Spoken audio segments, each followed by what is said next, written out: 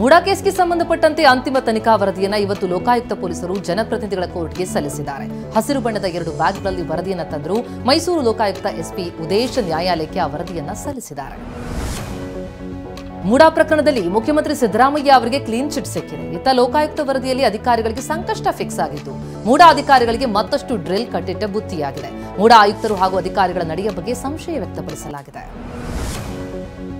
ಮೂಡಾ ಪ್ರಕರಣದಲ್ಲಿ CM ಸಿದ್ದರಾಮಯ್ಯಗೆ clean chit ವಿಚಾರಕ್ಕೆ ಸಂಬಂಧಪಟ್ಟಂತೆ ಜೆಡಿಎಸ್ ಶಾಸಕ ಜಿಟಿ ದೇವೇಗೌಡ ಸಿಎಂ ಸಿದ್ದರಾಮಯ್ಯ ಪರವಾಗಿ ಬ್ಯಾಟ್ ಬೀಸಿದ್ದಾರೆ. ಎಫ್ಐಆರ್ ದಾಖಲಾದ ಕೂಡಲೇ ಸಿದ್ದರಾಮಯ್ಯ ರಾಜೀನಾಮೆ ಕೇಳ್ತಾ ಇದ್ರು. ಈಗ ನೋಡಿ, ಆರೋಪಕ್ಕೆ ಸಾಕ್ಷಿ ಇಲ್ಲ, ಈಗೇನ್ ಹೇಳ್ತಾರೆ? ಎಫ್ಐಆರ್ ದಾಖಲಾದ ಕೂಡಲೇ ರಾಜೀನಾಮೆ ಕೇಳಬಾರದು ಅಂದ್ರು.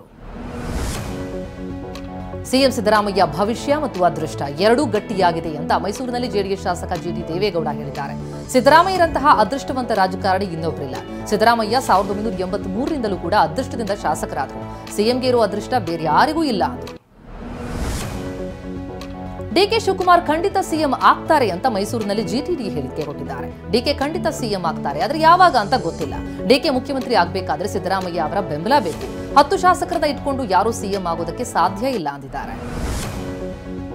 ಸಿಎಂ ಸಿದ್ದರಾಮಯ್ಯಗೆ ಕ್ಲೀನ್ ಚಿಟ್ ಸಿಕ್ಕ ಕಾರಣ ಸಂತೋಷವಾಗಿದೆ. ಸಿದ್ದರಾಮಯ್ಯ ಹೆಸರಿಗೆ ಕಳಂಕ ತರಲು ರಾಜಕೀಯ ಪಿತೂರಿ ಕೇಸ್ ಇದು. ಮೂಡಾ ಪ್ರಕರಣವನ್ನು ರಾಜಕೀಯವಾಗಿ ವಿಪಕ್ಷಗಳು ಬಳಸಿಕೊಂಡಿದ್ವು ಅಂತ ಸಚಿವ ಎಚ್.ಸಿ. ಮಹದೇವಪ್ಪ ಬೇಸರ ಹೊರಹಾಕಿದ್ದಾರೆ. ಮುಖ್ಯಮಂತ್ರಿಯಾಗಿ ಸಿದ್ದರಾಮಯ್ಯನವರು ಮುಂದುವರಿತಾರೆ. ಮುಖ್ಯಮಂತ್ರಿ ಬದಲಾವಣೆ ಪ್ರಶ್ನೆಯೇ ಬಂದಿಲ್ಲ. ಸಿದ್ದರಾಮಯ್ಯ ಮುಂದುವರಿಬೇಕು ಅಂತ ಶಾಸಕರು ಮುದ್ರೆ ಒತ್ತಿದ್ದಾರೆ ಅಂತ ಸಚಿವ ಎಚ್.ಸಿ. ಮಹದೇವಪ್ಪ ಹೇಳಿದ್ದಾರೆ. ಕಾಂಗ್ರೆಸ್ ಶಾಸಕರ ಮುದ್ರೆಗೆ ಹೈಕಮಾಂಡ್ ಕೂಡ ನಿರ್ದೇಶಿಸಿದೆ ಎಂದಿದ್ದಾರೆ. ಅನ್ನಬಾಗಿದ ಅಕ್ಕಿಗೆ ಕನ್ನ ಹಾಕಿ ಕಾಳಸಂತೆಯಲ್ಲಿ ಮಾರಾಟ ಮಾಡುವಾಗ ಖದೀಮರು ಸಿಕ್ಕಬಿದ್ದಿದ್ದಾರೆ. ರಾಮನಗರ ತಾಲೂಕಿನ ನಾಗೋಹಳ್ಳಿ ಗ್ರಾಮದಲ್ಲಿ ಖದೀಮರು ಸಿಕ್ಕಬಿದ್ದಿದ್ದು ರೇಷನ್ ಅಂಗಡಿ ಮತ್ತು ಗ್ರಾಹಕರಿಂದ ಖರೀದಿ ಮಾಡ್ತಾ ಇದ್ದ ವೇಳೆ ಕ್ಯಾಂಟರ್ ಸಮೇತವಾಗಿ ಸಿಕ್ಕಿಬಿದ್ರು.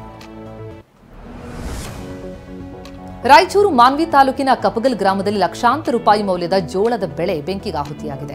ರೈತ ರಾಜಶೇಖರ್ ಎಂಬುವರಿಗೆ ಸೇರಿದಂತಹ ಜೋಳದ ಬೆಳೆ ಸುಟ್ಟು ಭಸ್ಮ ಆಗಿದೆ. ರಾಶಿ ಮಾಡಲು ಕಟಾವು ಮಾಡಿದ್ದ ಸೊಪ್ಪಿಗೆ ಕಿಡಿಗೇಡಿಗಳು ಬೆಂಕಿ ಹಚ್ಚಿರುವ ಆರೋಪ ಕೇಳಿಬಂದಿದೆ. ಮೈಸೂರಿನ ನಂಜನಗೂಡು ತಾಲೂಕಿನ ಕಕ್ಕರಹಟ್ಟಿ ಗ್ರಾಮದಲ್ಲಿ ರೈತನೊಬ್ಬ ತನ್ನ ಜಮೀನಿನಲ್ಲಿ ದೃಷ್ಟಿಗೊಂಬೆಯಾಗಿ ಮಾಡೆಲ್ಗಳ ಫೋಟೋವನ್ನು ಅಳವಡಿಸಿದ್ದಾನೆ. ಕಕ್ಕರಹಟ್ಟಿ ಗ್ರಾಮದ ರೈತ ಸೋಮೇಶ್ ತಾನು ಬೆಳೆದಿರುವಂತಹ ಬಾಳೆ ಬೆಳೆಗೆ ದೃಷ್ಟಿ ಬೀಳಬಾರದು ಅಂತ ಜಮೀನಿನ ಸುತ್ತ 10 ಮಾಡೆಲ್ಗಳ ಚಿತ್ರಗಳನ್ನು ಅಳವಡಿಸಿದ್ದಾನೆ. ದೆಹಲಿ ಮುಖ್ಯಮಂತ್ರಿಯಾಗಿ ಮೊದಲ ಬಾರಿ ಶಾಸಕಿಯಾಗಿರುವಂತಹ ರೇಖಾ ಗುಪ್ತಾ ಆಯ್ಕೆಯಾಗಿದ್ದು ಇನ್ನು ಕೆಲವೇ ಕ್ಷಣದಲ್ಲಿ ರೇಖಾ ಗುಪ್ತಾ ಪದಗ್ರಹಣ ಕಾರ್ಯಕ್ರಮ ಆರಂಭ ಆಗುತ್ತೆ. ಇವತ್ತು 12:30ಕ್ಕೆ ರೇಖಾ ಗುಪ್ತಾ ಪ್ರಮಾಣ ವಚನವನ್ನು ಸ್ವೀಕರಿಸಲಿದ್ದು ರಾಮಲೀಲಾ ಮೈದಾನದಲ್ಲಿ ರೇಖಾ ಗುಪ್ತಾಗೆ ಭರ್ಜರಿ ಸ್ವಾಗತ ಸಿಕ್ಕಿದೆ. ಮುಖ್ಯಮಂತ್ರಿಯಾಗಿ ರೇಖಾ ಗುಪ್ತಾ ಜೊತೆಗೆ 6 ಮಂದಿ ನೂತನ ಸಚಿವರು ಕೂಡ ಪ್ರಮಾಣ ವಚನ ಸ್ವೀಕರಿಸಲಿದ್ದಾರೆ. ಪರ್ವೇಶ್ ವರ್ಮಾ, ಕಪಿಲ್ ಮಿಶ್ರಾ, ಮುಜೇಂದ್ರ ಸಿಂಗ್ ಸಿರ್ಸಾ, ರವೀಂದ್ರ ರಾಜ್, ಆಶಿತ್ ಸೂದ್, ಪಂಕಜ್ ಸಿಂಗ್ ಸಚಿವರಾಗಿ ಪ್ರಮಾಣ ವಚನ ಸ್ವೀಕರಿಸಲಿದ್ದಾರೆ ಅಂತ ಮೂಲಗಳು ತಿಳಿಸಿವೆ.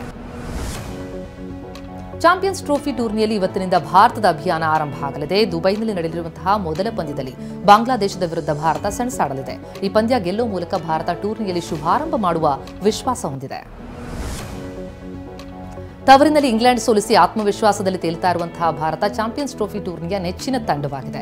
ರೋಹಿತ್ ಶರ್ಮಾ, ವಿರಾಟ್ ಕೊಹ್ಲಿ ಫಾರ್ಮ್ಗೆ ಮಳಿರುವುದು ತಂಡಕ್ಕೆ ಬಲ ಕೊಟ್ಟಿದ್ದು ಶುಭ್ಮನ್ ಗಿಲ್, ಶ್ರೇಯಸ್ ಅಯ್ಯರ್ ನಂತಹ ಯುವ ಬ್ಯಾಟ್ಸ್ಮನ್ಗಳಿದ್ದಾರೆ. ಆಲ್ರೌಂಡರ್ ರವೀಂದ್ರ ಜಡೇಜಾ ಕೂಡ ಆತ್ಮವಿಶ್ವಾಸದಲ್ಲಿದ್ದಾರೆ. ಹರ್ಷಿತ್ ರಾಣಾ ಕಮಾಲ್ ಮಾಡುವ ವಿಶ್ವಾಸದಲ್ಲಿದ್ದಾರೆ. ಚಾಂಪಿಯನ್ಸ್ ಟ್ರೋಫಿ ಟೂರ್ನಿಯಲ್ಲಿ ನ್ಯೂಜಿಲೆಂಡ್ ವಿರುದ್ಧ ಸೋಲುಂಡ ಹಾಲಿ ಚಾಂಪಿಯನ್ ಪಾಕಿಸ್ತಾನ ಸೆಮಿಫೈನಲ್ ತಲುಪುವುದು ದುಸ್ತರವಾಗಿದೆ. ಸೆಮಿಫೈನಲ್ ಆಸೆ ಜೀವಂತವಾಗಿರಬೇಕಾದರೆ ಮುಂದಿನ 2 ಪಂದ್ಯಗಳನ್ನು ಗೆಲ್ಲೇಬೇಕು. ಭಾನುವಾರ ಭಾರತದ ವಿರುದ್ಧ ಸೋಲುಂಡ್ರೆ ಪಾಕಿಸ್ತಾನ ಟೂರ್ನಿಯಿಂದಲೇ ಹೊರಬೀಳುತ್ತೆ. ಪಾಕಿಸ್ತಾನದ ಆರಂಭಿಕ ಆಟಗಾರ ಬಾಬರ್ ಅಜಂ ವಿರುದ್ಧ ಕ್ರಿಕೆಟ್ ಅಭಿಮಾನಿಗಳು ಆಕ್ರೋಶವನ್ನು ವ್ಯಕ್ತಪಡಿಸಿದ್ದಾರೆ.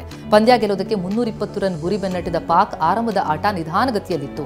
ಬಾಬರ್ ಕೂಡ 90 ಎಸೆತ ಎದುರಿಸಿ 64 ರನ್ ಗಳಿಸಿದರು. ಇದು ಅಭಿಮಾನಿಗಳ ಅಸಮಾಧಾನಕ್ಕೆ ಕಾರಣವಾಗಿದೆ.